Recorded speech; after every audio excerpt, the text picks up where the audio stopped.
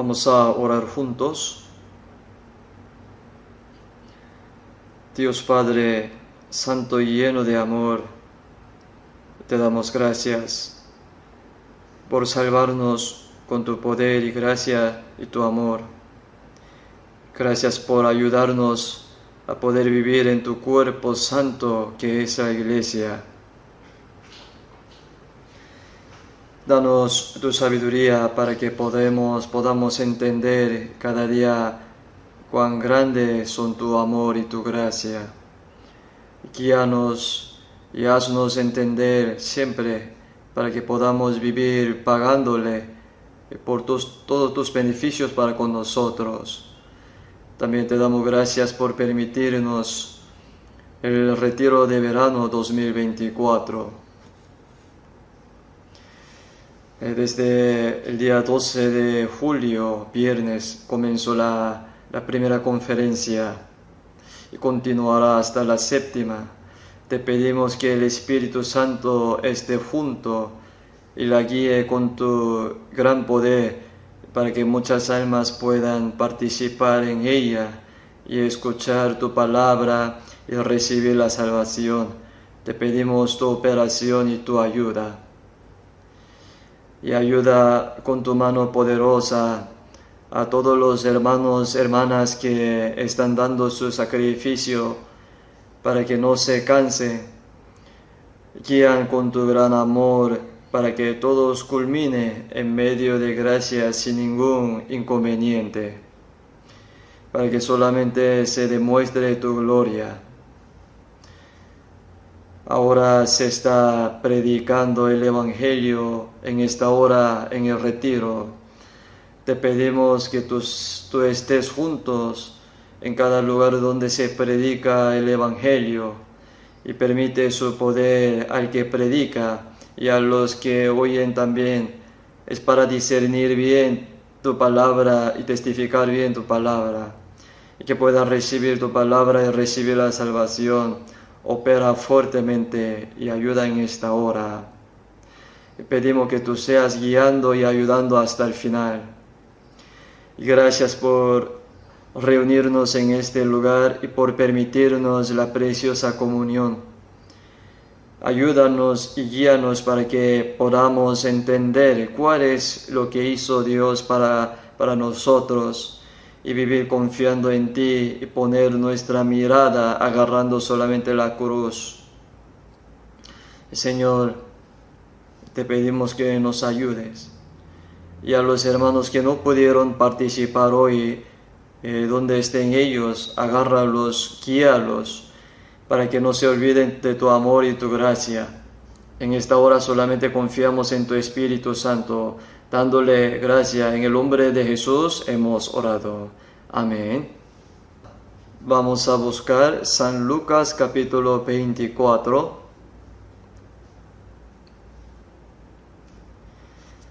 San Lucas capítulo 24, desde 44 al 49.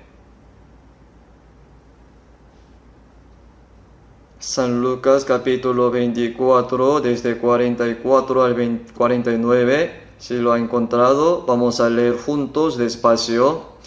Y les dijo: estas son las palabras que os hablé, estando aún con vosotros, que era necesario que se cumpliese todo lo que está escrito de mí en la ley de Moisés, en los profetas y en los salmos. Entonces les abrió el entendimiento para que comprendiese las Escrituras, y les dijo: así está escrito, y así fue necesario que el Cristo padeciese y resucitase de los muertos al tercer día, y que se predicase en su nombre arrepentimiento y el perdón de pecado en todas las naciones, comenzando desde Jerusalén. Y vosotros sois testigos de estas cosas. He aquí yo enviaré la promesa de mi Padre sobre vosotros, pero quedaos vosotros en la ciudad de Jerusalén hasta que seáis investidos de poder desde lo alto. Mucho gusto, tiene mucho calor, pero sería mejor estar aquí que fuera. Ahora hay muchas personas que padecen muchas dificultades o la inundación o la desastre en China o en sudeste de Asia. También hay personas en nuestro país que están pasando dificultades debido a la fuerte lluvia que cayeron en la provincia Chungnam del sur hace unos días. Sería mejor que pensemos que nuestra situación, la gran gracia de Dios comparando con otra. El viernes antes de ayer, 14 de julio, comenzó el retiro de verano. El primer retiro de verano comenzó el viernes 12 de julio y hoy se está predicando el Evangelio. Más de 11,000 personas han inscrito en el primer retiro y más de 8,800 personas almorzaron el sábado. Es decir, más de 10,000 personas se reúnen en la conferencia, aprendiendo juntos la palabra y predicando el Evangelio. En realidad, cuando realmente ve allí, no siente que estén tan llenos, porque están tan ordenados todos. Por eso creo que podemos ver la obra de Dios por medio de esta conferencia.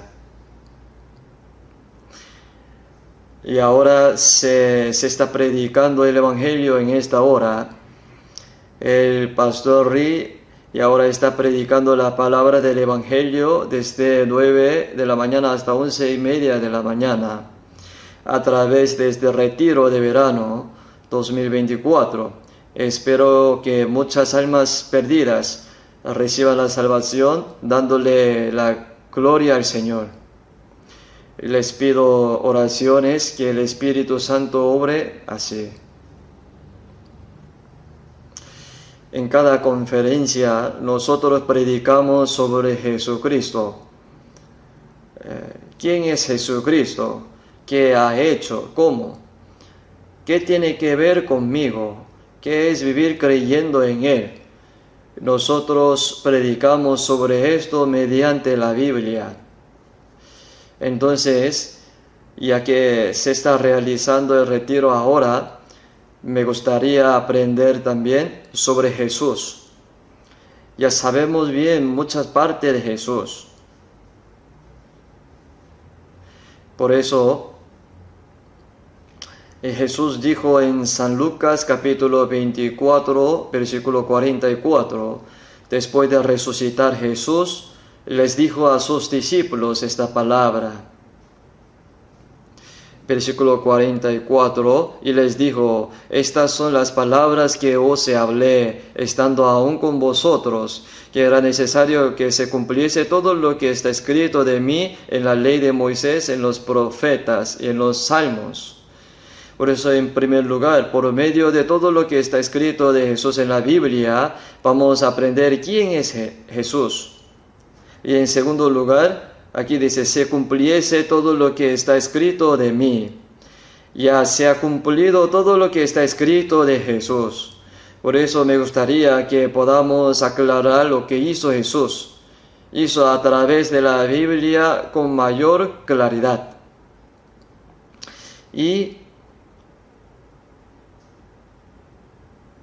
todos los cristianos que han recibido la salvación por medio de los que hizo Jesucristo, si vemos versículo 46, y les dijo, así está escrito, y que fue necesario que el Cristo padeciese, resucitase de los muertos al tercer día, y que se predicase en su nombre el arrepentimiento, el perdón de pecado en todas las naciones, comenzando desde Jerusalén. Y a vosotros sois testigos de estas cosas, dice. Y todos los cristianos salvos son testigos de estas cosas. Por eso aquí dice que el vivir creyendo en Jesús es una vida de testificar sobre Jesús. Por eso, por medio de estas palabras, vamos a aprender juntos quién es Jesús y qué hizo y qué es vivir siendo testigo de Cristo. Cuando leemos la Biblia o en el seminario, demostramos a muchas personas que la Biblia es verdadera. Por lo tanto, el huerto de Edén y el diluvio de Noé, la torre de Babel y el ascenso y caída de los israelitas, y todas estas palabras fueron profetizadas y cumplidas en la Biblia. La razón por la que hacemos esto es para hacer creer a la gente que la Biblia es verdad, que es la palabra de Dios y que Dios está vivo. Pero cuando leemos la Biblia hay palabras que Jesús mismo dijo. Las palabras que Jesús mismo dijo son muchos más asombrosas que cualquier otra evidencia. Cuando Jesús citó las palabras escritas en la Biblia, habló de estos acontecimientos. Los dijo porque no eran mitos ni leyendas, sino que estaban claramente en la historia de la humanidad.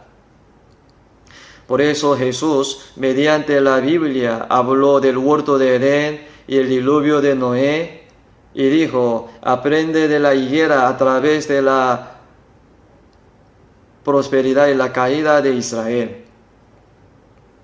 Así, Jesús nos enseña que todo lo escrito de la Biblia no es un mito ni leyenda, sino es la palabra de Dios, fue la historia real. Porque lo que dijo Jesús es mayor que todo, porque Jesús es Dios. Si Dios dice que este acontecimiento es verdad, entonces esa es la verdad más segura que cualquier evidencia. Por eso si leemos la Biblia, Jesús dijo así. Jesús dice que lo que fue en el huerto de Edén no es un mito ni leyendas, sino fue verdad. Pero Jesús nunca expresó diciendo que el huerto de Edén fue verdad. Pero si leemos la Biblia, hay algunas partes que Jesús explica algo con lo que pasó en el huerto de Edén.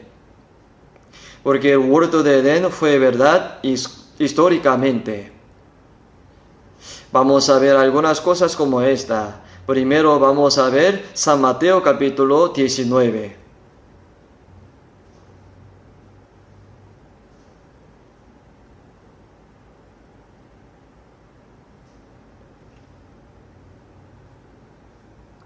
San Mateo capítulo 19, versículo 3. Los fariseos que tentaron a Jesús les preguntaron así. Capítulo 19, versículo 3. Entonces vinieron a él los fariseos tentándole y diciéndole: ¿es lícito al hombre repudiar a su mujer por cualquier causa? Cuando Jesús recibió esa pregunta, les explicó con el acontecimiento del huerto de Edén. Versículo 4, él respondiendo les dijo: ¿no habéis leído que el que los hizo al principio varón y hembra los hizo? Citó Génesis capítulo 1, versículo 27, creó Dios al hombre a su imagen, a imagen de Dios lo creó, varón y hembra los creó. Habló como tal está escrito. Versículo 5, y dijo: por esto el hombre dejará a su padre y madre y se unirá a su mujer y los dos serán una sola carne. Esto fue lo que pasó en el huerto de Edén. Dios formó a Adán en el huerto de Edén y lo puso allí.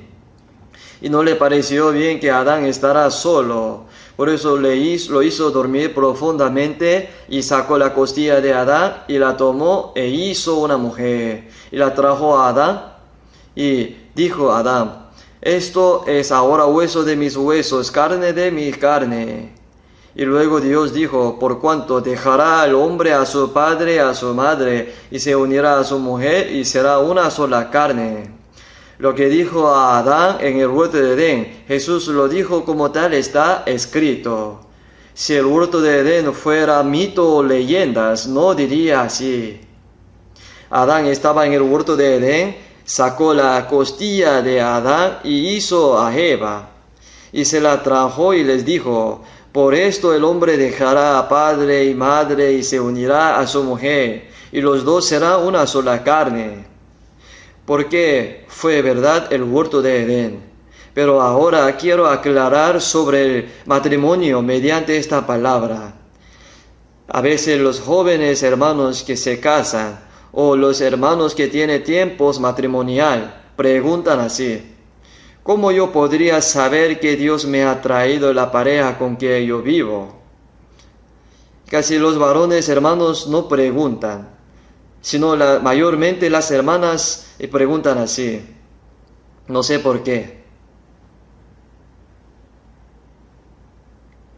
Y versículo 6, continuó leyendo, así que no son ya más dos, sino una sola carne. Por tanto, lo que Dios juntó, no lo separe el hombre. No nos casamos porque nos juntamos y dijimos, vamos a casarnos. Si vemos Génesis capítulo 2, versículo 23, 24. Y les dije antes, ¿no? Cuando trajo a Eva hacia Adán, Adán dijo, esto es ahora hueso de mis huesos y carne de mi carne. En realidad, esa mujer era muy amable y hermosa. Y le dijo a Adán, por esto el hombre dejará padre y madre y se unirá a su mujer, y los dos serán una sola carne. Este es el matrimonio. Y el matrimonio es lo que Dios ha establecido. ¿Qué es el matrimonio? Es lo que Dios juntó. Y el matrimonio significa lo que Dios juntó. El hombre y la mujer sean uno. Eso es el matrimonio. La vida matrimonial, ¿qué es? Es vivir no dividiendo lo que Dios juntó. Por eso dijo, lo que Dios juntó, no lo separe el hombre. El matrimonio no debe confundirse con la vida matrimonial. El matrimonio es lo que Dios juntó. O sea, es lo que Dios juntó, que el hombre y la mujer sean uno. Y la boda es una manifestación de ello frente a las personas. La vida matrimonial es vivir hasta el final, no dividiendo la unidad. En Efesios capítulo 4, versículo 3, pone, solícitos en guardar la unidad del Espíritu en el vínculo de la paz. Los cristianos salvos después de la salvación se hacen miembro del cuerpo de Cristo. Este cuerpo es uno. Cuando recibe la salvación mediante la iglesia, somos uno, como el cuerpo es uno. Por eso dijo, solícitos en guardar la unidad. ¿Por qué? Porque se puede quebrar, dividir. Asimismo, Jesús dijo, lo que Dios juntó, no lo separe el hombre. ¿Por qué? ¿Por qué dijo? Porque el hombre podría separar lo que Dios juntó. Entonces, cuando sabemos si este cónyuge con el que estoy viviendo ahora es la pareja que Dios juntó conmigo o no, ¿cómo podríamos saber cuándo? ¿Cuándo podríamos saber? Después de pasar todas las dificultades de la vida y todo el peligro que se podría romper la relación, cuando tenga canas y tomando las manos juntos, viendo la caída del sol, dice, tú y yo realmente fuimos emparejados por Dios. En ese entonces sabremos realmente. Ahora apenas tiene poco tiempo de vida matrimonial, pero no tiene que tratar de saber si es la pareja que Dios me ha dado. ¿Y ahora qué tenemos que hacer? Ahora nosotros vivir sin romper lo que Dios juntó es la vida matrimonial. Por eso en Génesis capítulo 24, versículo 67, la trajo Isaac y tomó a Rebeca por mujer y la amó, dice. No la tomó porque le amaba, sino la tomó y la amó. Cuando toma a tu mujer y la ama, pero hay momentos en que la amas, pero hay momentos que no puedes amarla, aún así debes amarla, es la vida matrimonial. Me gustaría que mediten eso mediante esta palabra. Cuando Jesús habló de esta parte sobre el matrimonio, dijo con lo que pasó en el huerto de Edén. Porque el huerto de Edén fue verdad. Y también Jesús, en San Mateo capítulo 24, cuando habló de las señales del fin del siglo. Mas como en los días de Noé, así será la venida del Hijo de Hombre, porque como en los días antes del diluvio estaba comiendo, bebiendo, casándose y dando en casamiento, hasta el día en que Noé entró en el arca, no entendieron hasta que vino el diluvio y se lo llevó a todos. Así será también la venida del Hijo de Hombre. Dijo esto porque el diluvio de Noé fue verdad. Si fuera mito o leyenda, no lo diría. Lo dijo porque era verdad. Y también cuando el pueblo de Israel estaba en el desierto, salió de Egipto, vivía en el desierto durante 40 años, y Dios le envió las serpientes ardientes, y lo hizo morder porque el pueblo de Israel murmuraba y se quejaba.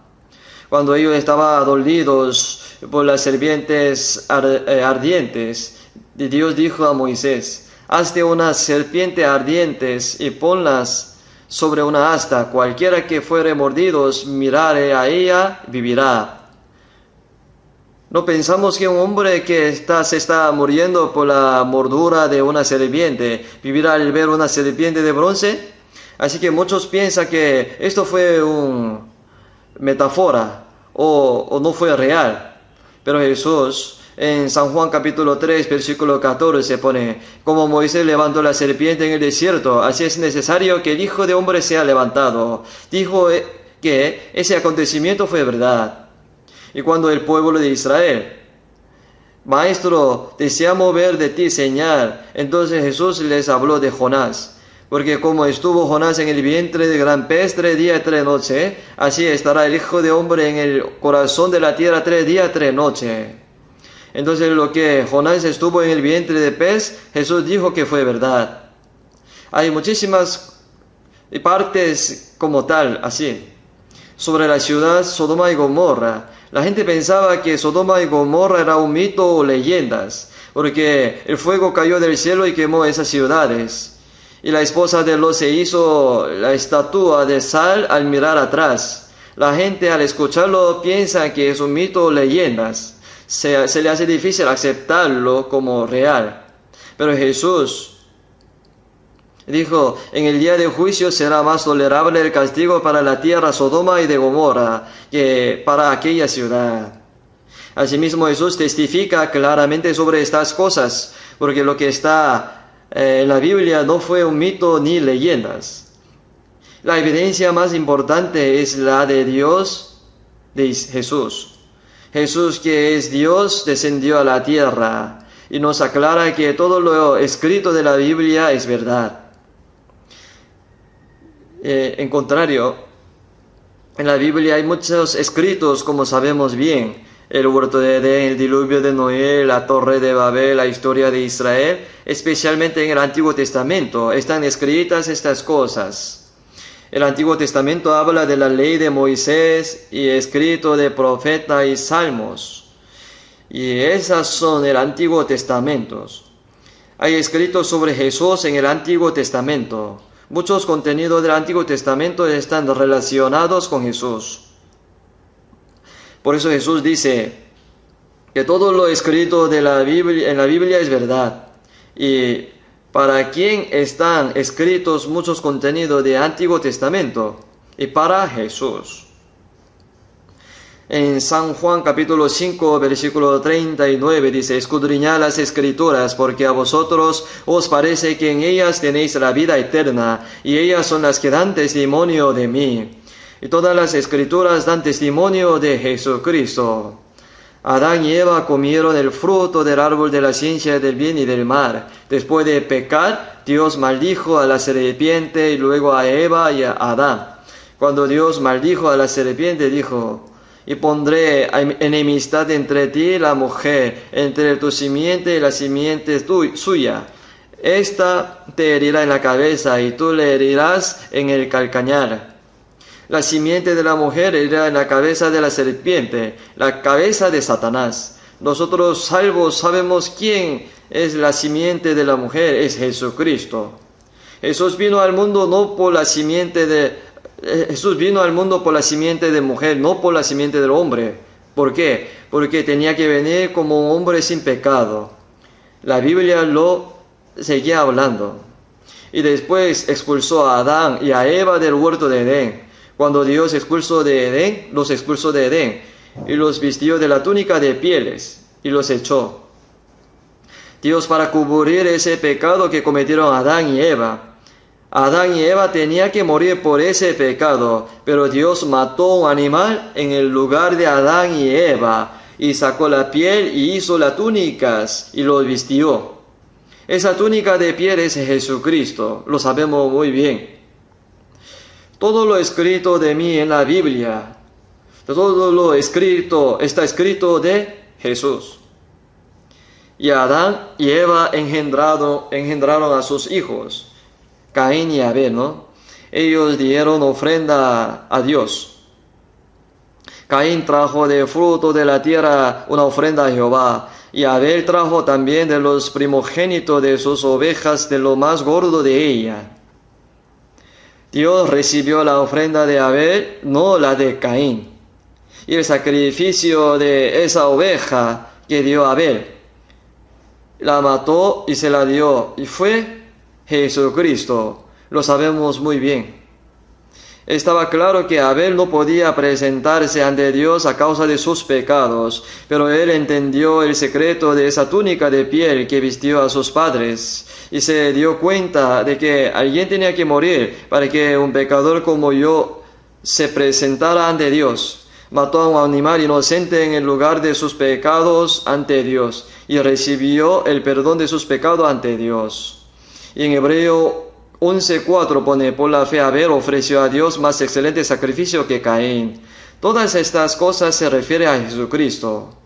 El pueblo de Israel fueron esclavos en Egipto durante 400 años, y cuando salió de Egipto, Dios estableció la Pascua, y le dijo que matara a un cordero de la Pascua, y le dijo que pusiera la sangre de ese cordero en los dos postes en el dintel de las casas en que estaba.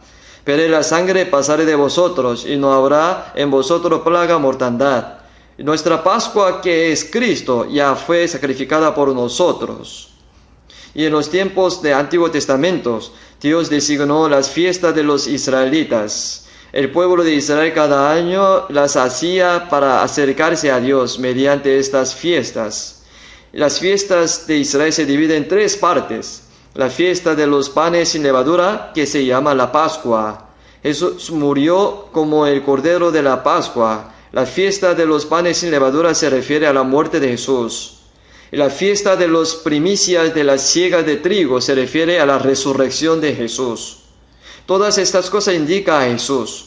Y después de la ascensión y resurrección de Jesús, y 50 días después el Espíritu Santo descendió.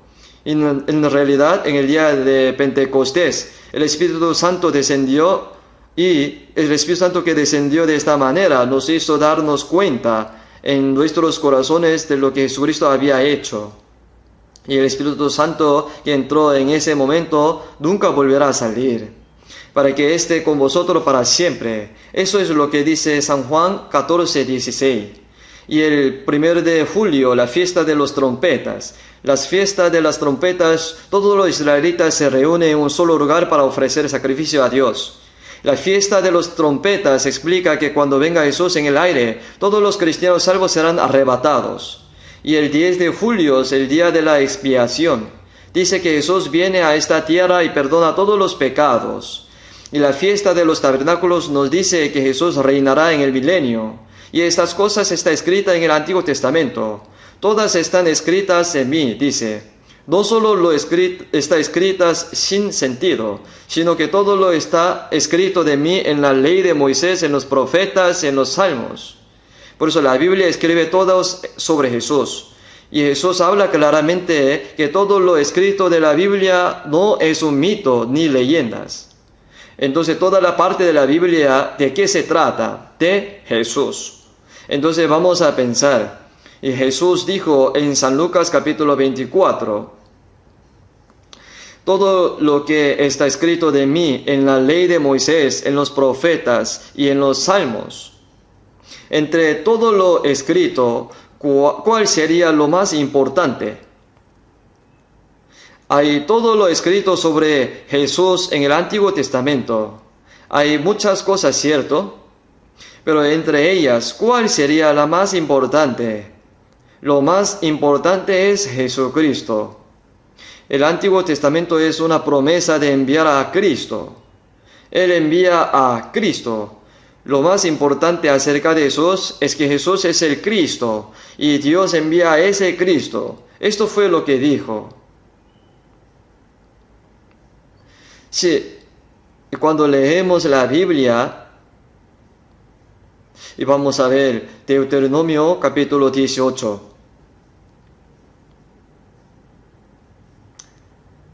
Deuteronomio capítulo 18.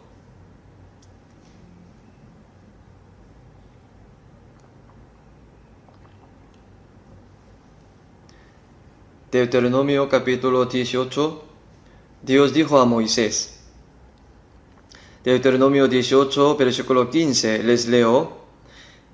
Deuteronomio 18, 15. Profeta de en medio de ti, de tus hermanos, como yo te levantará Jehová tu Dios, a él oiréis. Conforme a todo lo que pediste a Jehová tu Dios en Horeb, el día de la asamblea, diciendo, no vuelva yo a oír la voz de Jehová mi Dios, ni vea yo más este gran fuego, para que nunca muera. Y Jehová me dijo, han hablado bien en lo que han dicho. Profeta les levantaré de en medio de sus hermanos como tú, y pondré mis palabras en su boca, y él les hablará todo lo que yo le mandare. Mas a cualquiera que yo no oyere mis palabras que él hablare en mi nombre, yo le pediré cuenta. El profeta que tuviere la presunción de hablar palabra en mi nombre, a quien yo no le haya mandado hablar, o que hablare en el nombre de Dios es ajeno, el tal profeta morirá.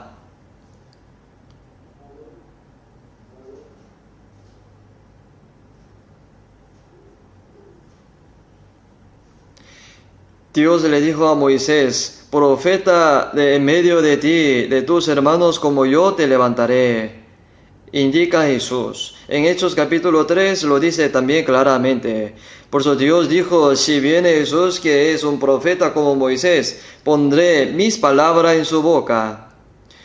Por eso Jesús, conversando con los judíos, muchas cosas tengo que decir y juzgar de vosotros, pero el que me envió es verdadero, y yo lo que he oído de él, esto hablo al mundo. Por eso que Jesús no habló de sus propios asuntos personales. De acuerdo con estas palabras, Jesús habló las palabras que había recibido de Dios a los israelitas. Había dicho que iba a enviar a Cristo, por eso en Hechos capítulo 3, versículo 30, Él envíe a Jesucristo que os fue antes anunciado. Dios envió a Jesús para ser el Cristo. Eso es increíble. ¿Por qué es increíble? Porque cuando Jesús andaba con sus discípulos, les preguntó, ¿quién dice los hombres que es el Hijo de Hombre? Respondiendo Simón Pedro dijo, tú eres Cristo, el Hijo de Dios viviente. Dio una confesión maravillosa de fe, pero Pedro dijo lo mismo en San Lucas capítulo 9, versículo 20, el Cristo de Dios. La expresión, el Cristo de Dios, ¿le llega a su corazón? No tanto, ¿no? El Cristo de Dios. Pero vamos a pensar así, el amor de Dios, la gracia de Dios, la iglesia de Dios, la palabra de Dios, el hombre de Dios. Entonces podemos entenderlo fácilmente, porque Dios es el sujeto de todo. El amor de quién es de Dios, la gracia es de Dios, la iglesia de Dios. Pero Cristo también es de Dios, dice. Porque la palabra Cristo significa Salvador. Porque el hombre también puede salvar al hombre. Alguien que es más capaz que yo, alguien que es más poderoso, puede sacarme de un medio de una situación dura y difícil. Pero solo salva mi carne. En San Mateo capítulo 10, versículo 28 dice, no temáis a los que matan el cuerpo, mas el alma no puede matar. Temed más bien a aquel que puede destruir el alma y el cuerpo en el infierno. Lo que el hombre puede hacer es quitar mi vida nada más. Por eso lo que el hombre puede hacer es salvar mi vida carnal. No se puede hacer nada espiritual. Pero Dios salva la vida de mi cuerpo y la de mi alma. Puede matar la vida de mi cuerpo y la de mi alma. Por eso dice que Cristo es el Cristo de Dios. Nosotros no somos Cristo del hombre que puede salvar mi cuerpo, mi vida, sino que creemos en el Cristo de Dios. ¿Quién es el Cristo de Dios? Es Jesucristo. Cuando predestinó a Jesucristo, lo predestinó antes de la creación del mundo. Por eso en Gálatas capítulo 4, versículo 4, pone, pero cuando vino el cumplimiento del tiempo, Dios envió a su Hijo, nacido de mujer y nacido bajo la ley. Aquí dice, cuando vino el cumplimiento del tiempo. Por eso Jesús vino hace 2000 años. Estas cosas, ¿de dónde están escritas? En la Biblia. Por eso Él dijo, todo lo que está escrito de mí en la ley de Moisés, en los profetas, en los salmos. Lo escrito en el Antiguo Testamento, el núcleo de lo escrito es Jesucristo. Y Dios había prometido que iba a enviar a Cristo.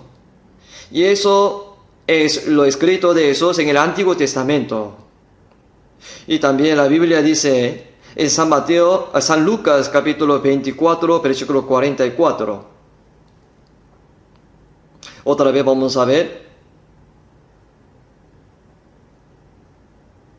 Y les dijo, estas son las palabras que os hablé, cuando aún con vosotros que era necesario que se cumpliese todo lo que está escrito de mí en la ley de Moisés, en los profetas y en los salmos. Esto es lo escrito acerca de Jesucristo.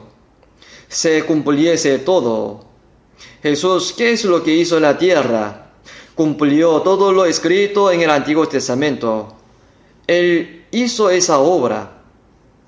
El Antiguo Testamento escribió muchos contenidos acerca de Jesús. En realidad Jesús vino a esta tierra, cumplió todo lo escrito del Antiguo Testamento. Cumplió todo completamente. Por eso Jesús dijo, me voy a mi Padre Dios. Hermanos, cuando leemos el Antiguo Testamento, Salmos es un poema de David. Pero eso demuestra el aspecto de Jesús maravillosamente.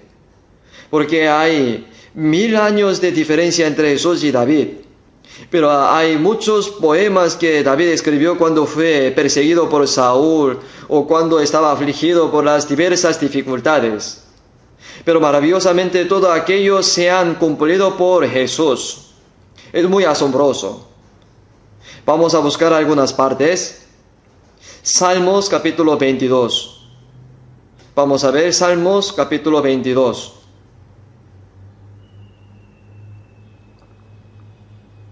Salmos 22. Es un poema de David. Salmos 22, versículo 1, vamos a ver. Dios mío, ¿por qué me has desamparado? ¿Por qué estás tan lejos de mi salvación y de las palabras de mi clamor? Cuando Jesús murió en la cruz, dijo, Dios mío, ¿por qué me has desamparado? Esto se ha cumplido como tal, está escrito. Y también versículo 6. Mas yo soy gusano, no hombre, oprobio de los hombres, despreciado del pueblo. Y todos los que me ven me escarnecen, estiran la boca, menean la cabeza diciendo, se encomendó a Jehová, líbrale él, sálvale, puesto que en él se complacía. Cuando Jesús fue crucificado, se han cumplido todos, como tal está expresados. Muchas personas trataron a Jesús como gusanos, escupieron en la cara de Jesús, lo golpearon con las palmas de las manos, lo despojaron de sus vestidos, lo azotaron con látigos, lo clavaron en la cruz, diciendo al pie de la cruz, si tú eres Cristo, desciende de la cruz. David escribió este salmo de una manera asombrosa. Y el salmo se cumplió asombrosamente cuando Jesús murió en la cruz. Versículo 12. Me han rodeado muchos toros, fuertes toros de Basán, me han cercado. Abrieron sobre mí su boca, como león rapaz y rugiente. He sido derramado como agua, y todos mis huesos se descoyuntaron. Mi corazón fue como cera, derritiéndose en medio de mis entrañas. Como un tieso se secó mi vigor, mi lengua se pegó a mi paladar, y me has puesto en polvo de la muerte. Cuando Jesús murió en la cruz, esto se ha cumplido todo. Al morir Jesús en la cruz, dijo al último, tengo sed, y murió, para que se cumpliese la Escritura. Hace 1000 años David lo escribió en medio de su sufrimiento, pero maravillosamente esto escrito se ha cumplido literalmente para Jesús. Versículo 16, porque perros me han rodeado, me han cercado cuadrillas de malignos, horadaron mis manos, mis pies. Los perros indican a los profetas falsos, o sea, los religiosos. Pusieron clavo en las manos de Jesús y los pies. Versículo 18, son más asombrosos. Repartieron entre sí mis vestidos sobre mi ropa, echaron suertes. La división de la ropa de David, el sorteo de la ropa interior de David no se registra en el Antiguo Testamento. Pero ¿de dónde sucedió esto? Tomaron la ropa de Jesús de pies de la cruz y la repartieron entre los soldados romanos. Y como no podían rasgar su ropa interior, echaron suertes para ver quién se le quedaba. Así sucedió. En la Biblia, todo lo que sucedió con respecto a Jesús y al pueblo de Israel fueron profetizados y cumplidos. Es por eso que Jesús dijo, es necesario que se cumpliese todo lo que está escrito de mí. ¿Cuándo lo cumplió todo? Cuando Jesús vino a este mundo y al morir en la cruz y al resucitar. Y se cumplió cuando Jesús ascendió al cielo y se cumplirá en su segunda venida. Se cumpliese todo lo que está escrito de mí. Por medio de Jesús por medio de Jesús se ha cumplido todo. Cuando vemos el asunto de Jesús antes de morir en la cruz, hay un asunto verdaderamente asombroso. Vamos a ver San Juan capítulo 18. Jesús estaba orando en Getsemaní, y mientras lo hacía, Judas trajo un gran ejército con él. San Juan 18.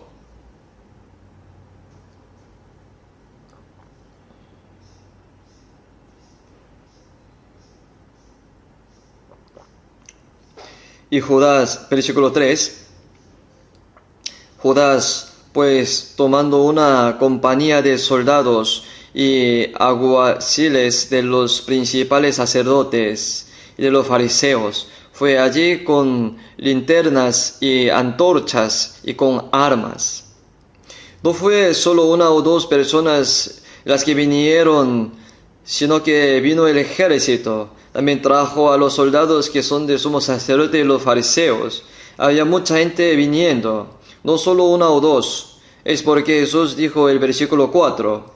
Pero Jesús, sabiendo todas las cosas que le habían de sobrevenir, se adelantó y les dijo, ¿a quién buscáis? Y les respondieron, y a Jesús Nazarenos. Jesús les dijo, yo soy, y estaba también con ellos Judas y el que le entregaba. Cuando les dijo, yo soy, retrocedieron y cayeron a la tierra. Hermanos, pónganse a pensar, cuando fue esto, era la noche. Los estudiosos dicen que eran después de 10 de la noche.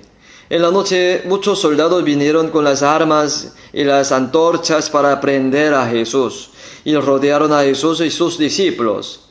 Entonces sus discípulos, ¿cuán temor habrá tenido? Pero Jesús hizo un milagro en ese entonces. ¿A quién buscáis? A Jesús Nazarenos. Yo soy. Cuando les dijo yo soy, retrocedieron y cayeron a la tierra. Hermanos, si yo fuera en ese entonces un soldado para prender a Jesús, ¿no se asustaría al ver esa escena?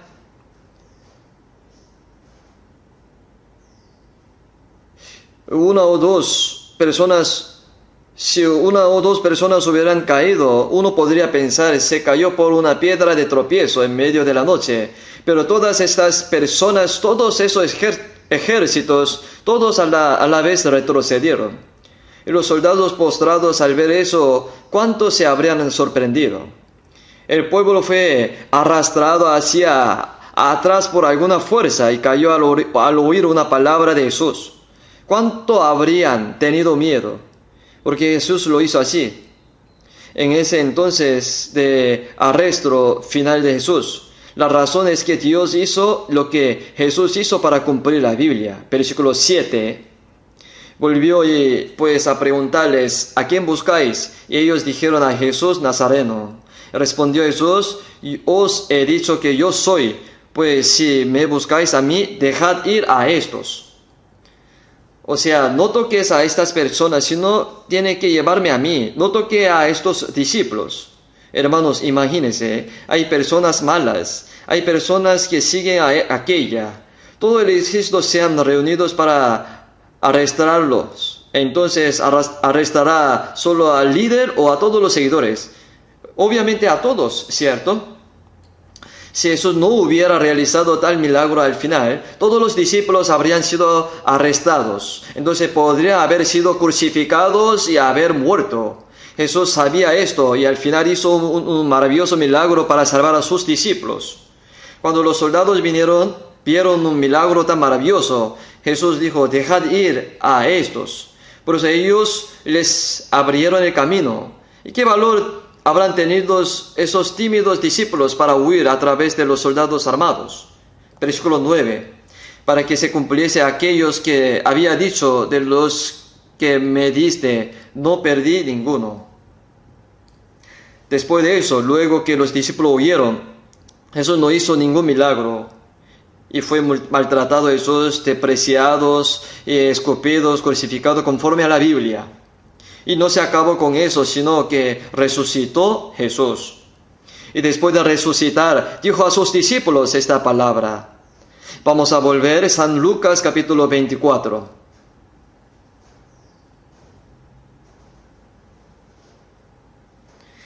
Y los dos discípulos que se dirigían a Emmaús, se han enterado que Jesús que ha resucitado.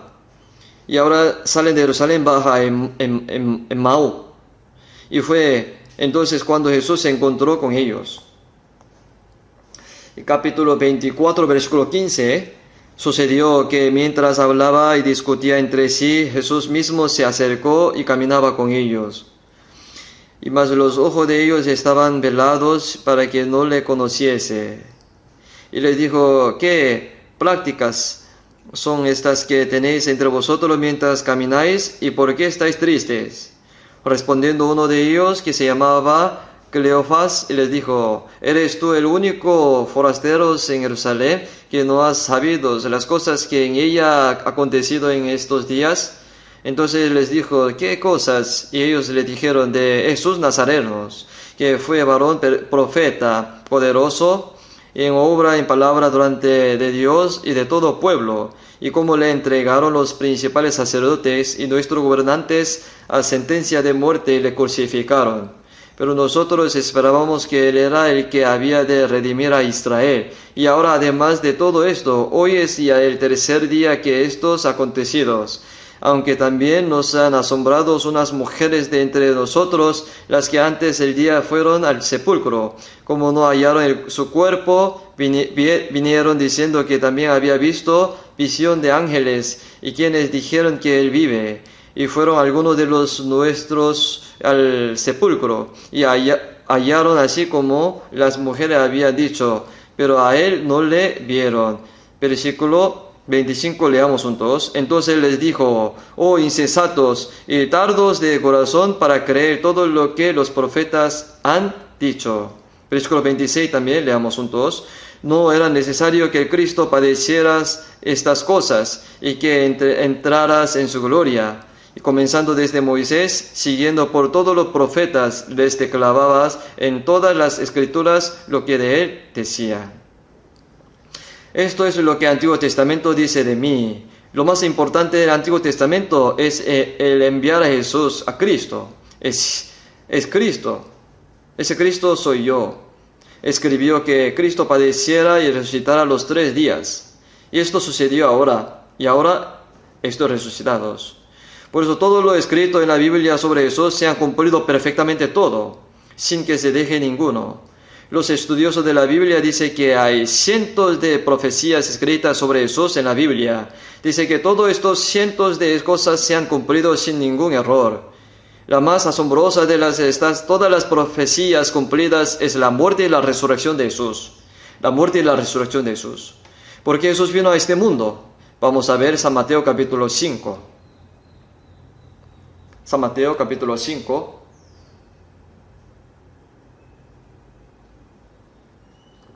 San Mateo capítulo 5, versículo 17, 18. Vamos a leer juntos. No penséis que he venido para abrogar la ley o los profetas. No he venido para abrogar, sino para cumplir. Porque de cierto os digo que hasta que pase el cielo y la tierra, ni una jota ni una tilde pasará de la ley, hasta que todo se haya cumplido. No penséis que he venido para abrogar la ley o los profetas. No he venido para abrogar, sino para cumplir. Hermanos, cuando estudiamos la ley y la Biblia, la ley se divide en dos partes. Se divide en los 10 mandamientos y la ley de sacrificio. Dice que los 10 mandamientos son la ley, y las leyes de sacrificio son la ley también. Es porque es la ley de Dios. Y ahora Jesús dice que no vino a esta tierra para abrogar la ley que Dios había ordenado, sino para cumplirla. Entonces, ¿cómo cumplió Jesús los 10 mandamientos el primer lugar? ¿Cuál es el requisito de los 10 mandamientos? Jesús les dijo, amará al Señor tu Dios con todo su corazón, toda tu alma, con toda tu mente. Y este es el primero y grande mandamiento. Y el segundo es semejante. Amará a tu prójimo como a ti mismo. De estos 2 mandamientos depende de toda la ley y de los profetas, dice. ¿Cuál es el requisito de la ley? Amarás. Amarás hasta la muerte. Jesús cumplió esa ley. Por eso en Romanos el cumplimiento de la ley es el amor. Dice. Romanos capítulo 13, versículo 8. Vamos a buscar. Romanos capítulo 13, versículo 10. Romanos 13, desde versículo 8 vamos a ver. Versículo 8 les leo. No debáis a nadie nada, sino el amarnos unos a otros, porque el que ama al prójimo ha cumplido la ley. Porque no adulterarás, no matarás, no hurtarás, no dirás falsos testimonios, no codiciarás y cualquier otro mandamiento. En esta sentencia se resume, amarás a tu prójimo como a ti mismo. Versículo 10, vamos a leer juntos. El amor no hace mal al prójimo, así que el cumplimiento de la ley es el amor. El cumplimiento de la ley es el amor. Jesús cumplió el amor de Dios al morir en la cruz. Cumplió el requisito de la ley. Cumplió la ley. No penséis que he venido a abrogar la ley, los profetas, porque no he venido a abrogar, sino para cumplirla. Jesús cumplió el amor de Dios al morir en la cruz. Cumplió la ley. Otra cosa que Jesús cumplió la ley es la forma de la ley de sacrificio. Hermanos, el acto de recibir el perdón de pecados se llama el sacrificio. Cuando leemos la Biblia y la ley de sacrificio, Él hizo el sacrificio muy complicado. Esto se debe a que el acto de recibir perdón de los pecados ofreciendo sacrificio no fue iniciado por el hombre, sino que Dios le permitió al hombre que si lo hacía, yo perdonaría tus pecados. Por eso que Dios hizo que el sacrificio fuera difícil. Por eso el Antiguo Testamento, especialmente, si leemos el libro de Levítico, se trata de la ley de sacrificio, pero no es nada fácil, es muy complicado. Vamos a ver Levítico 16. En el día de expiación, habla del sacrificio del perdón de los pecados. Levíticos 16, versículo 2. Jehová dijo a Moisés, di a Aarón tu hermano. Y este Aarón es el sumo sacerdote. Hay sacerdote para el pueblo de Israel. Y entre los sacerdotes hay sumo sacerdote, especialmente en el día de la expiación. Este Aarón es la figura de sumo sacerdote. Di a Aarón tu hermano que no en todo tiempo entre en el santuario detrás de velo, delante de propiciatorio, que está sobre el arca, para que no muera, porque yo apareceré en la nube sobre el propiciatorio. El sumo sacerdote puede entrar una vez al año con la sangre en el lugar santísimo. Por eso dijo que no entrará a cualquier momento. ¿Cuándo podría entrar allí? 10 de julio, cada año se podía. ¿Quién? El sumo sacerdote, con la sangre. ¿Qué sangre es? Debe ser la sangre de un animal limpio sin defecto. Este animal tiene que ser impuesto de manos, y el animal impuesto de manos debe ser muerto. Y el sacerdote con esa sangre tiene que entrar en el lugar santísimo. Si no entrara de esa manera, incluso aunque sea el sumo sacerdote, morirá. Porque así es como se ve ser perdonado de los pecados por Dios. Por eso si leemos el Levítico 16, hay que darle sacrificio a Dios para el perdón de pecados. Pero ¿quién lo da? El sumo sacerdote. En segundo lugar, ese sumo sacerdote tiene que dar un sacrificio, o sea, un animal limpio sin defecto. Y tiene que poner las manos a ese sacrificio. Y ese animal impuesto de las manos debe ser muerto y derramar la sangre. Y en quinto lugar es más importante. El sumo sacerdote con la sangre de ese animal entra en el lugar santísimo. Y le echa 7 veces, entonces Dios perdona el pecado, dice. Versículo 14 vamos a ver. Tomará el sumo sacerdote, ¿no? Luego de la sangre del becerro y la rociará con su dedo hacia el propiciatorio al lado oriental. Hacia el propiciatorio esparcirá con su dedo 7 veces de aquella sangre. Después degollará el macho cabríos con expiación por el pecado del pueblo. Y llevará la sangre detrás del velo adentro, y hará de la sangre como hizo como la sangre de becerro. Y la esparcirá sobre el propiciatorio delante del propiciatorio. Entonces Dios perdona el pecado. No se explicó de manera fácil, pero en realidad no es fácil. Por eso la ley de sacrificio que Dios había ordenado para darle un sacrificio para el perdón de pecado. Primero, el sacerdote tiene que dar el sacrificio. En segundo lugar, tiene que dar un animal sin defecto. En tercer lugar, tiene que imponer las manos al animal. En cuarto lugar, animal impuesto de manos debe morir derramando la sangre. Al último, el sumo sacerdote toma esa sangre y entra en el lugar santísimo. Le echa 7 veces. Entonces Dios perdona el pecado. Jesús vino a esta tierra para dar ese sacrificio, o sea, la ley de sacrificio.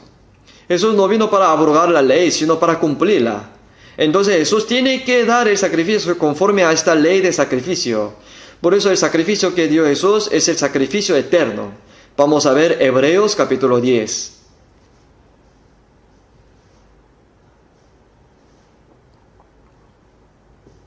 Hebreos capítulo 10.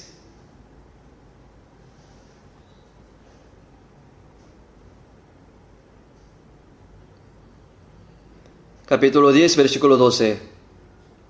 Vamos a leer juntos. Pero Cristo, habiendo ofrecido una vez para siempre un solo sacrificio por los pecados, se ha sentado a la diestra de Dios. El sacrificio que dio Cristo es el sacrificio eterno, habiendo ofrecido una vez para siempre. En el tiempo del Antiguo Testamento se ofreció una vez para cada año. Por eso cada año tenía que darlo. Por eso, capítulo 10, versículo 1, dice: porque la ley significa la ley de sacrificio, teniendo la sombra de los bienes venideros, no la imagen misma de las cosas nunca puede. Por lo mismo sacrificio que se ofrece continuamente cada año, a ser perfecto a los que se acercan. Esto no es un sacrificio real. El sacrificio real es el sacrificio eterno que dio Jesús. No es la imagen misma. Por eso el sacrificio que daba el Antiguo Testamento es la sombra del sacrificio eterno, no la imagen verdadera. Versículo 14 vamos a leer: porque con una sola ofrenda hizo perfecto para siempre a los santificados. La ofrenda del Antiguo Testamento no era real, por eso no podía hacer perfecto a los que se acercan. Pero mediante la ofrenda perfecta, o sea, mediante el sacrificio eterno que Jesús dio, hizo perfecto para siempre a los santificados. ¿Y qué significa hacer perfecto? Versículo 27-28, vamos a leer juntos. Añade, nunca más me acordaré de sus pecados y transgresiones, pues donde hay remisión de esto, no hay más ofrenda por pecado. Jesús ofreció un sacrificio eterno. Entonces este sacrificio eterno debe ser exactamente el mismo que el sacrificio que Dios dijo que ofreciera en los tiempos del Antiguo Testamento. Es decir, Jesús tenía que ser el sumo sacerdote y que tenía que tener un sacrificio sin defecto y tenía que imponer sus manos sobre ello y morir derramando la sangre. Y el sumo sacerdote toma esa sangre y tiene que entrar en el lugar santísimo. Si no lo hace de esta manera, Dios no lo recibe. Entonces está abrogando la ley. Para cumplir la ley tenía que completar todo lo dicho del Antiguo Testamento. Jesús vino para dar una ofrenda eterna. Entonces tenía que venir siendo sumo sacerdote para ofrecer un sacrificio eterno. Entonces Jesús de verdad fue el sumo sacerdote. Vamos a ver Hebreos capítulo 4. Hebreos capítulo 4, versículo 14. Les leo. Por tanto, teniendo un gran sumo sacerdote que traspasó los cielos, Jesús, el Hijo de Dios, retengamos nuestra profesión. La Biblia, ¿qué dice de Jesús? Es un gran sumo sacerdote. Entonces Jesús es el Hijo de Dios, por eso Dios lo tomó por sumo sacerdote sin condición. Así dice, capítulo 5, versículo 7. Vamos a ver. Y Cristo en los días de su carne, ofreciendo ruegos y súplicas con gran clamor, lágrimas al que le pedía librar de la muerte, fue oído a causa de su temor reverentes. Y aunque era hijo, por lo cual padeció, aprendió la obediencia, y habiendo sido perfeccionados, vino a ser autor de eterna salvación para todos los que le obedecen. Versículo 10, leamos juntos. Y fue declarado por Dios sumo sacerdote según el orden de Melquisedec. No es que Jesús fue llamado sumo sacerdote por ser hijo de Dios, sino que fue llamado sumo sacerdote porque hizo así. Ese Jesús fue sumo sacerdote para ofrecer un sacrificio eterno. Dios lo hizo así. ¿Verdad? Por eso, capítulo 8, versículo 1. Capítulo 8, versículo 1. Ahora bien, el punto principal de los que venimos diciendo es que tenemos tal sumo sacerdote. ¿A quién se refiere? A Jesús. En los tiempos del Antiguo Testamento, la primera condición de poder dar un sacrificio a Dios fue el sumo sacerdote. Y Jesús lo cumplió. Y en segundo lugar, tiene que ser un sacrificio sin defecto. Pero se usará el sacrificio como un animal sin mancha, o un cordero, o como un ser humano, como en los tiempos del Antiguo Testamento. Debe ser usado como una persona. Pero el verdadero sacrificio por perdón de los pecados de las personas requiere que las personas mueran. Pero ¿qué tipo de persona debería morir? El hombre sin pecado. Pero Jesús es el único que está libre de pecado. Es por eso que Él dijo que vendría como descendiente de la mujer. Capítulo 8, versículo 3 dice, porque todo sumo sacerdote está constituido para presentar ofrendas y sacrificio, por lo cual es necesario que también éste tenga algo que ofrecer. Jesús cuando da una ofrenda tiene que tener un sacrificio, tiene que tener algo que ofrecer. Capítulo 9. Versículo 23. Fue pues necesario que la figura de las cosas celestiales fuesen purificadas así, pero las cosas celestiales mismas con mejores sacrificios que estos. Si no lee el versículo anterior, realmente no entiende lo que esto significa. Versículo 18 vamos a ver.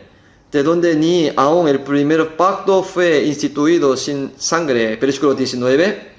Porque habiendo anunciado Moisés todos los mandamientos de la ley a todo el pueblo, tomó la sangre de los becerros y de los machos cabríos con agua, leña, escarlatas, hisopo y roció el mismo libro y también a todo el pueblo. Por eso santificó a ellos. Por eso dice, sin derramamiento de sangre no se hace remisión. Por eso en los tiempos de Antiguo Testamento no era real. Por eso mataba al animal y se limpiaba con esa sangre.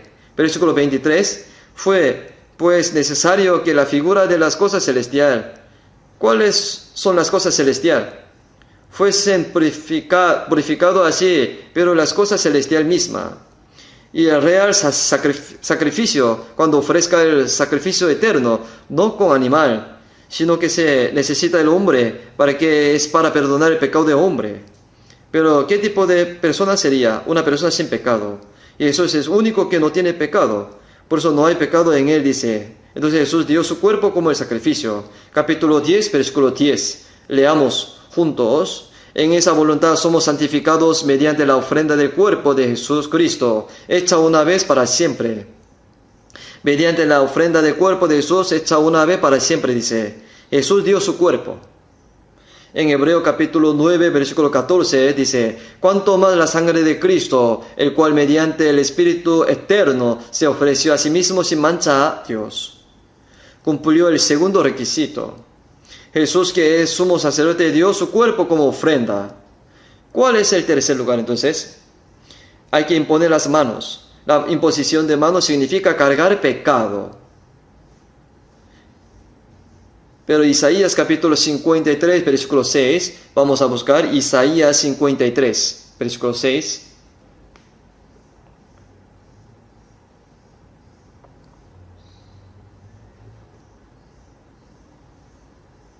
Isaías 53, versículo 6, les leo. Todos nosotros nos descarriamos como ovejas, cada cual se apartó por su camino, mas Jehová cargó en él el pecado de todos nosotros. Jehová cargó en él, en Jesucristo. Jesús cargó el pecado de todos nosotros. Es igual a la imposición de las manos. Si vemos Levíticos capítulo 1, versículo 4, pondrá su mano sobre la cabeza de holocausto y será aceptados para expiación suya. ¿Por qué se perdona al poner la mano? Es porque el pecado de esa persona se traslada a aquel que no tiene pecado. Jesús cargó el pecado de nosotros. ¿Quién lo hizo? Dios Padre fue. Todos nosotros nos descarriamos como ovejas, cada cual se apartó por su camino, mas Jehová cargó en él, en Jesucristo, el pecado de todos nosotros. No lo sucedió por mi oración. No el pastor lo cargó. Dios Padre lo hizo. Es por eso que Jesús fue impuesto de manos. Él cargó nuestros pecados. Jesús que cargó nuestros pecados debe morir. En los tiempos del Antiguo Testamento, el animal impuesto de manos tenía que ser matado. Por eso, versículo 5, vamos a leer juntos. Mas el herido fue por nuestras rebeliones, molido por nuestros pecados. El castigo de nuestra paz fue sobre él, y por su llaga fuimos nosotros curados. ¿Por qué Jesús murió en nuestro lugar? Porque él estaba cargando con nuestros pecados. Así que Jesús tomó sobre sí mismo nuestros pecados. Esto es lo que la Biblia dice todo el tiempo. Murió en la cruz derramando agua y sangre, cargando nuestros pecados. Entonces, estas cuatro cosas están hechas. Como el sumo sacerdote, él sacrificó su cuerpo sin defecto, cargó todos nuestros pecados y murió en la cruz, derramando toda su sangre. Y por último, el sumo sacerdote que ofreció el sacrificio tiene que entrar en el lugar santísimo con la sangre. Pero Jesús, el sumo sacerdote, murió. Entonces, ¿quién podría llevar la sangre de Jesús al tabernáculo? Si llevara a otra persona, Dios no la va a recibir. Sin falta, el sumo sacerdote tiene que llevar la sangre de animal para entrar al lugar santísimo. Pero Jesús, sumo sacerdote, siendo el sacrificio, cargó el pecado de todos nosotros y murió derramando la sangre. Ya no hay sumo sacerdote que puede entrar en el lugar santísimo con esa sangre. Hay sangre de cordero, hay sangre, pero no hay sumo sacerdote que puede llevarla al lugar santísimo. Si llevara otro hombre, esa ofrenda será inválida. Jesús no vino para abrogar la ley, sino para cumplirla. Maravillosamente Jesús resucitó. Jesús resucitado tomó su sangre y entró en el lugar santísimo. Por lo tanto, las 5 cosas se han cumplido todo. Sumo sacerdote, el sacrificio sin defecto, cargó el pecado de todos, tomó su propia sangre, y Jesús entró en el lugar santísimo. Capítulo 9, versículo 14, vamos a ver. Hebreos 9, 14.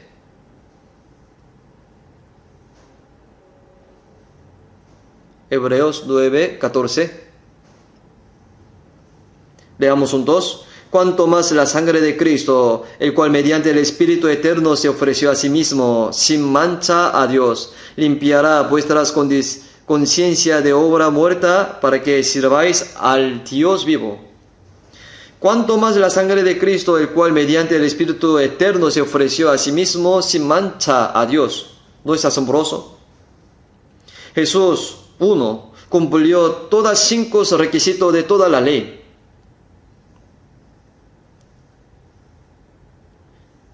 Todas son las palabras que eran necesarias que se cumpliese todo lo que está escrito de mí. Estas indican la resurrección de Jesús. Jesús resucitó, sin embargo sus discípulos no lo creían. Oh insensatos, tardo de corazón para creer todo lo que los profetas han dicho. Estas son las palabras que eran necesario que se cumpliese todo lo que está escrito de mí en la ley de Moisés, en los profetas, en los salmos. En San Lucas capítulo 24, versículo 44, estas indican la resurrección de Jesús. Hermanos, en la Biblia la muerte y la resurrección de Jesús son asuntos muy asombrosos. Su muerte y su resurrección están escritas en la Biblia. Y se han cumplido todos al morir, al resucitar Jesús. Eso es lo que Jesús hizo en esta tierra. Cuando Jesús estaba muriendo en la cruz, dijo, consumado es. Y Jesús con su sangre, ¿en dónde entró? En el lugar santísimo. Por eso, ¿cuál sería el resultado del sacrificio eterno? Es la eterna redención. Hebreos capítulo 9, versículo 12. Versículo 12, leamos juntos. No por sangre de machos, cabrillos ni becerros, sino por su propia sangre entró una vez para siempre en el lugar santísimo, habiendo obtenido eterna redención. Por su propia sangre entró una vez para siempre en el lugar santísimo, dice. Si hubiese terminado con la muerte de Jesús, su cadáver se hubiese corrompido, no habría podido entrar en el lugar santísimo. Pero ¿por qué Jesús entró en el lugar santísimo? Porque Él resucitó. Por su propia sangre entró. Con la sangre de Cristo le ofreció a Dios. Jesús, después de resucitar, por su propia sangre entró en el lugar santísimo y le echó ante Dios. La echó ante Dios. Hebreos capítulo 9, versículo 25. Hebreos 7, 25. Leamos juntos.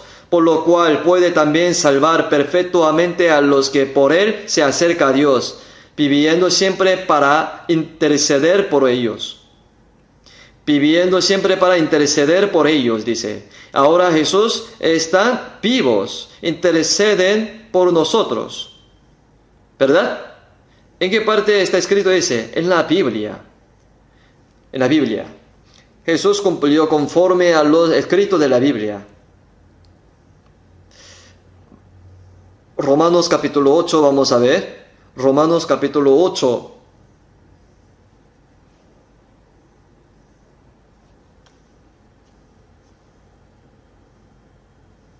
Romanos 8, 34.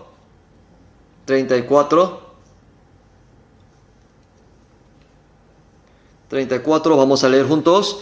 ¿Quién es el que condenará? Cristo es el que murió, más aún el que también resucitó, el que además está a la diestra de Dios, el que también intercede por nosotros.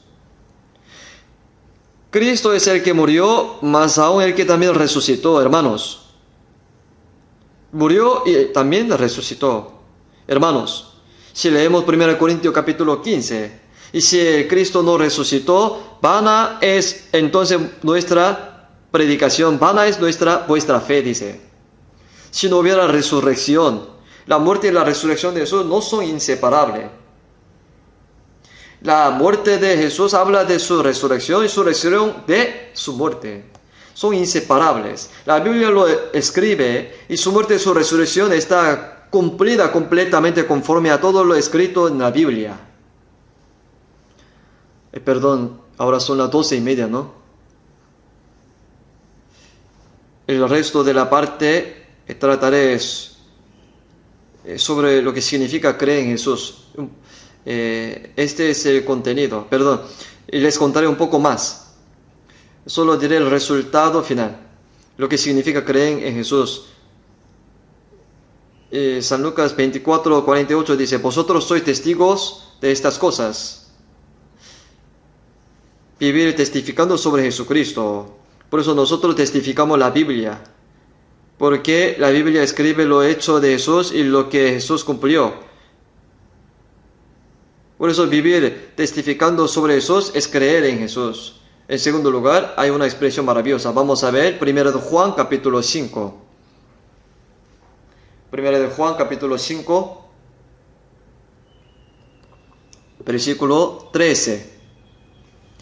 1 de Juan capítulo 5, 13. Vamos a leer juntos. Estas cosas os he escrito a vosotros que creéis en el nombre del Hijo de Dios, para que sepáis que tenéis vida eterna, para que creáis en el nombre del Hijo de Dios. ¿No suena esto un poco extraño? Aquello que se salva tiene vida eterna, ¿no? Pero cuando el apóstol Juan escribe esta larga carta, dijo, para que sepáis que tenéis la vida eterna. En la versión de inglés de la KJV dice, para que sepáis que tenéis la vida eterna y que sigáis creyendo en el nombre de Jesucristo. Eso es lo que está diciendo entonces. ¿Por qué los cristianos salvos no creen en Jesús? Pero la razón por la que dijo esto es porque a menudo olvidamos a Jesús en nuestra vida. Es porque en muchas circunstancias, situaciones nos olvidamos de Jesús. Es porque olvidamos de lo que Jesús hizo. Porque olvidamos que tenemos la vida eterna. Que vivimos olvidando que tenemos esa fe en Jesús. Por eso lo dijo. ¿Cuál sería una vida cristiana salva? ¿Qué es creer en Jesús? Es que no olvidemos que tenemos vida eterna en cualquier situación que sea. No debemos olvidar que Jesús vino como está escrito en el Antiguo Testamento. Y es el Dios que cumple el Antiguo Testamento.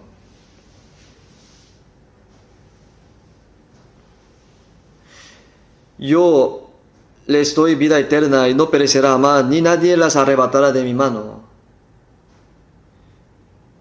Y al final, ¿y cuál es vivir creyendo en Jesucristo? En Hechos capítulo 5, versículo 42 dice, todos los días en el templo y por las cosas no cesaban de enseñar y predicar a Jesucristo. Vivir predicando a Jesús. Ahora estamos realizando la conferencia de verano, ¿no? ¿Qué hace? Enseña y predica a Jesucristo. Por lo tanto, tenemos que pensar profundamente en este retiro y participar en él activamente, porque esa obra es enseñar y predicar a Cristo. Esta es la vida cristiana, es vivir creyendo en Él. Jesús vino conforme a lo escrito en la Biblia. Y Él cumplió todo con su cuerpo, con su muerte, con su resurrección. Espero que tenga este retiro con este corazón. Vamos a orar juntos.